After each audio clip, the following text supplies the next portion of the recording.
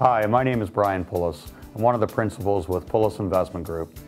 In addition, what I also love about residential real estate, and specifically multifamily properties, is that there's always a tenant pool. There's always people looking to rent apartments. So the more efficient we market our places, the more efficient we develop units that people are attracted to, the greater our ability to keep these units rented.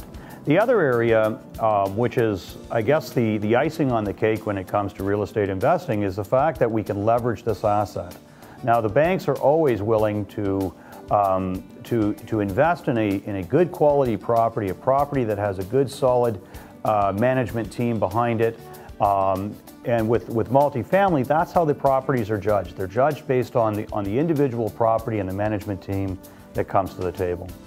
So with us, we're able to with very little money down, so by putting, say, 15 to 20% down on an asset, we're able to then get the banks to finance the balance. The benefits of investing in Canadian real estate first starts off with our government. You know, over the last few years, Canada has really positioned itself or put itself in a position where it's greatly respected by other countries as to how we control our financial institutions. All you need to do is just look at our mortgages here and how it's more difficult here to obtain a mortgage than, say, in other countries. Here it's near impossible to go into a property without putting some of your own skin in the game, so that you definitely have to go in with a deposit. The amount of years of amortization is also being scaled back. Canada's always been a little bit more conservative as to how they regulate the banks, so therefore how the banks then in turn lend the money out. The other area that really attracts us to Canada, where the rest of the world is really observant of Canada, is the fact that we're very rich with natural resources.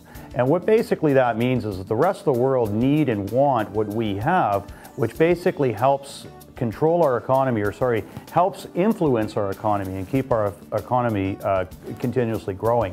So if we take a look at the oil, or we take a look at forestry, we take a look at the water, we take a look at fertilizer, these are all things that are needed by other countries, and other countries are looking to, you know, enter into deals with Canada to be able to gain, you know, access to these. So all of these have a tremendous impact on our economy, which has a tremendous impact on real estate values, just simply from the fact that we have tenants that are working and able to contribute to society.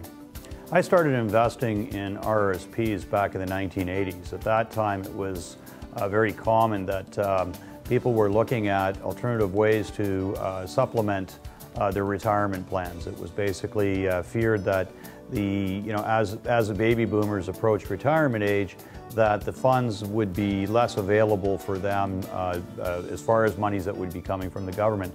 The other concern was the fact that as we started to get through like the 80s and 90s, that companies began to scale back their RSPs, or their retirement programs. So this became quite a concern for individuals, and therefore financial planners and banks really began to capitalize on this and encouraging people to put money in their RSPs.